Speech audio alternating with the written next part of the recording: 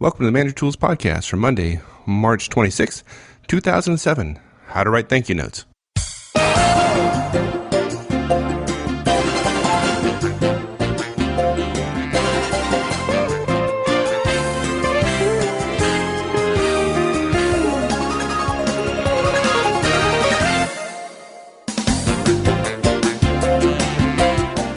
Hello everyone, this is Mike, and on behalf of Mark Horstman and myself, welcome back to Manager Tools.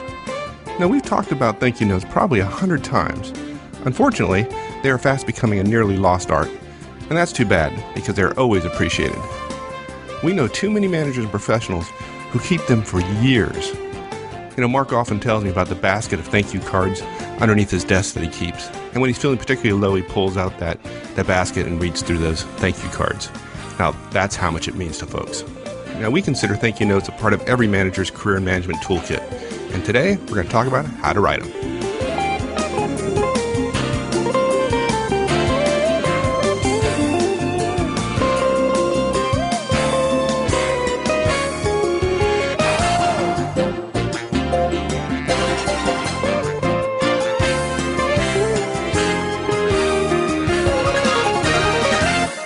You've actually referred to thank you notes as the saffron of relationships. Saffron. Yeah. And you don't cook, yes, I know. I am. Yeah, I know. Saffron is like the most valued of all spices. I think it's still the most expensive by weight. And thank you cards don't weigh very much, but they sure mean a lot to the recipient. Yeah. Plus, almost nobody uses saffron very much anymore. So it's a metaphor that's sort of arresting for me. Folks remember it. Yeah, every time you said it, I go, what? Saffron. Yeah, saffron. Yeah. Well, yeah, and you're right. I sure remember thank you notes, that's for sure. And like many of us, I don't write them nearly enough, but the ones I get, even if I know they're coming, are still wonderful. Yeah, I feel the same. I don't write them nearly often enough. I've got 3 or 4 in my head that I've got to write. But as somebody who talks about them and encourages them all the time to everybody I can get my hands on, I feel bad when I don't write them as often as I should. But even when I'm coaching folks on them, and it's obvious they're going to send me one, like people say, "Could you please send me your address?" I still love them, just like you, and frankly, keep them. Yeah, it's not one of these things that is only good if it surprises somebody. I think sometimes people think that, but they feel good even when you're not surprised. Even when you're not surprised, exactly. Yeah. Well, I got a feeling this is going to be a fairly short cast, so maybe we ought to stop talking about them and let our wonderful community of listeners find out how to do them. Yeah, I kind of thought it'd be short too, but it may not be all that short. You know me. Blah, blah, blah. Blah, blah, blah, blah, blah. Soapbox man. Okay, so look, we're going to talk about 3 things, about materials that you're going to use. So we got some general guidance, and then we'll talk specifically about the content, exactly how to write a thank you note. Let's go over. This should be good. Right. There are 2 things about materials. Store-bought is completely fine. But number 2, an upgrade really is very much worth it. Our general guidelines are: 1 only says thank you twice, although that's a change actually from etiquette history. 1 never asks a question or requests a favor in a thank you note. It is never too late to write a thank you note, and handwritten is still best. And then when we get to content, we've got 5 comments, which is, it's 3 paragraphs long. Paragraph 1 is 1 sentence long, in which you specifically say thank you. Paragraph 2 is 2 sentences, which personalize the note. Paragraph 3 restates your appreciation. And our 5th point is, you can do better than this narrow formula. But we provide the formula to get people off of the dime. Okay, so let's talk about store-bought. You're saying it's okay to go down to the grocery store and buy a pack of 8 of those cheap cards with a script thank you on the front and send those? I mean, surely not. I really am. I really am. Well, aren't there times when you really need to send something special to someone? Like, you want to impress somebody with your thank you note. Yeah, arguably, yeah, that's true. But let me put a little bit different spin on it, Mike.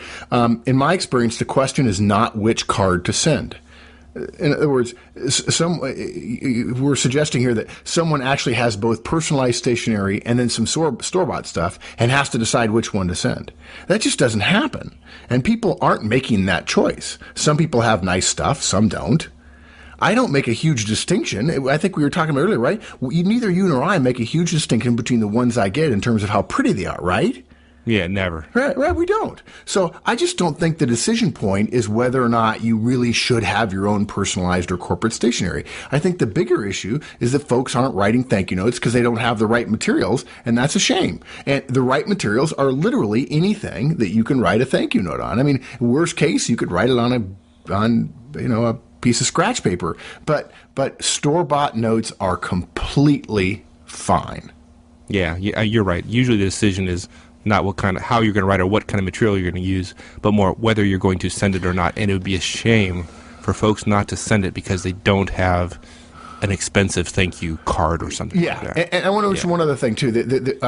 We do have in our set of interview casts how to write a thank you note for an interview, which is slightly different than our recommendations here, but only slightly. But let's take an example of somebody who says, "Well, gosh, I don't know. I don't know whether I should even write a thank you note at all because I'm sure some of the other people who are interviewing they have personalized stationery."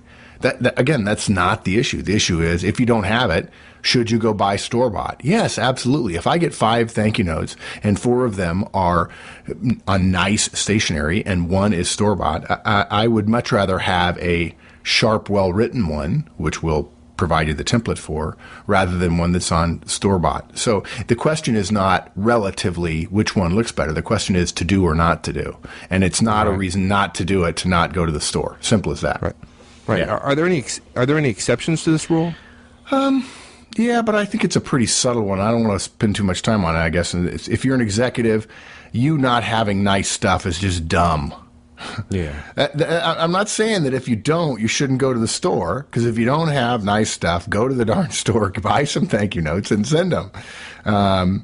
But most executives can get their company to spring for it, or they can afford it themselves. If the company won't make it simply personal stationery, don't go out to your stationer and get your company's logo or your company's stuff put on your own stationery. You can't do that. That's inappropriate.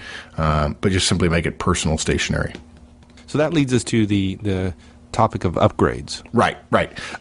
There really are some very clear rules about stationery, which no one seems to know anymore, and which this discussion falls into. And we don't really have time for it in any great detail, but I'll give you a few thoughts on this. If your company has something that you believe would serve as a nice thank you note with your name or your company name on it, it's probably fine 99% of the time.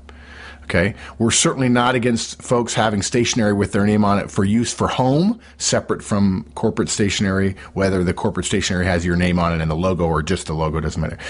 We're essentially making professional recommendations here. If your company has stationery for you, here are some thoughts. First, use what the company provides, right? That's not hard. It doesn't have to have your name on it, okay? You don't need to go out and get your own. You don't need stationery with your name on it. It's nice but unnecessary. Someone once told me that CEO should have it, and my response was, yeah, maybe. They'd certainly have the budget. But if the CEO sends a note with a company name on it, that's pretty cool because she speaks for the whole company. In fact, that's very cool. Yes. People know it's from the CEO or the chairman or what have you. So second point, ideally, use thank you cards as thank you cards. In other words, if you have some company logoed or named stuff already, but it's just notepads or letterhead, ask what's available. Thank you notes are usually about 5 high by 7 wide, sometimes 5.5 or 6 by 8. Either they come with a fold over or a single flat card. They're made out of card stock, which is to say 80-pound paper at a minimum. We recommend 100-pound. The foldovers have a name or logo on the front, and when they're actually opened, they're 10 high, about by 7 wide. I love those because you get a lot more room. You can get a whole lot on the card. Yeah, kind of double. No, sorry. Nice. Thank you for playing the straight man. But no, you're only supposed to write below the fold. If you're writing an old friend, yes, you can write a long note, but generally you're supposed to address the person below the fold. But then you got the back though. Yes, one hopes one can think about what one is writing, as the old saying goes, I would have written you a shorter note had I more time. No, you should think about what you're writing and try to confine it to the front. And every once in a while, you're going to run over, and that's probably okay, Mike. But the reason they're folded over is so that you can maintain privacy with the note if someone chooses to do so when they open their mail. In other words, they're not reading the mail as soon as they're opening the envelope. And this is the same reason that letters are folded over. So once you open the mail, somebody can actually open your mail for you, and the note can remain folded and therefore personal. Yeah. I could go on here, but I'm not. Yeah. I could. If you like, I will. to the moans and groans of thousands of listeners. Look, the fold-over cards have a name or logo on the front, and the flat cards are like 5 high by 7 wide and have the logo or name right on the top, right above where you write. Some like the card because it's easier, and that's fine. The card can also just be paper clipped to something, so you can write a note on that. Some people use them as distribution notes. I would not. It's a very expensive distribution note, but some people do. Yes, you can use what in America we would call an executive note. And an executive note in terms of size is basically a sheet of 8.5 by 11 paper, which is cut in half horizontally, and then it's turned 90 degrees, so the 8.5 side is now the height, and it's 5.5 inches wide. And a little hint for folks, when you do that, if you fold the paper, the 8.5, 11 by in half, and increase it before you tear it, it'll make a much neater line. You're killing me, partner. No, one would not tear a sheet of paper in half in order to make an executive note, nor would one send a thank you note on a piece of torn paper. Taking it further, what about those tear sheets which people are given? A lot of people in particularly high-tech companies are given something with a logo on the top or with their name on the top, and they're gummed at the top, which allows you to tear a piece off. Those are nice as note sheets. They're not executive notes, or they were if they're the same size until someone ruined them by gumming things up on the top. Although I like pads like that. And it is still stationary. It's just not thank you note stationary. Can you write a thank you note on them? Sure. Because we're telling you to go to the store and buy store-bought notes. The real key to stationery is the note you have should have a matching envelope. So fold-over cards or note cards, cardstock, you always buy an envelope that fits. That's why in America we call them number 10 envelopes. Those are meant for an 8.5 by 11 sheet of paper to be folded in thirds, and it fits inside there just right. So the key is, if you do get stationery, if you decide to do the upgrade, make sure that you're getting a card for which there is a matching envelope. I'm not going to go to the details of where addresses go on the envelopes and so on. There are rules about that, but we don't have time. This is not a stationary cast. So I should stop using those distribution envelopes with the kind of the holes on the side with the special orange ones. Yeah, with a little red tie on the back. Yeah. Look, if you send me a note written on that, buddy, I will read it and it will warm my heart. And then please do, and then I can kid you about it for 15 years on air to tens of thousands of people. I thought you were saying then you'd fire me as your partner. No. Okay. Okay, so I'm sorry. I just in one of those moods, I guess. That's okay. General guidelines. Okay, we've got a few general guidelines. One only says thank you twice in the thank you note.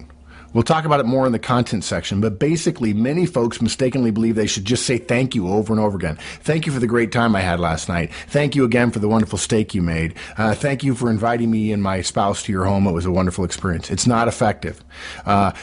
Historically, etiquette suggests that you only say thank you once in the very beginning, and the rest is just personalization. I have found, after coaching hundreds of people to do this, they simply are unable to avoid saying, again, thanks. And so I allow people to do it. I suggest people go ahead and do it, and somehow that makes them feel better at the start of the third paragraph. So only say thank you twice. But once would be fine if it just kind of flowed in it. Yes, exactly. Okay. Exactly. Yes.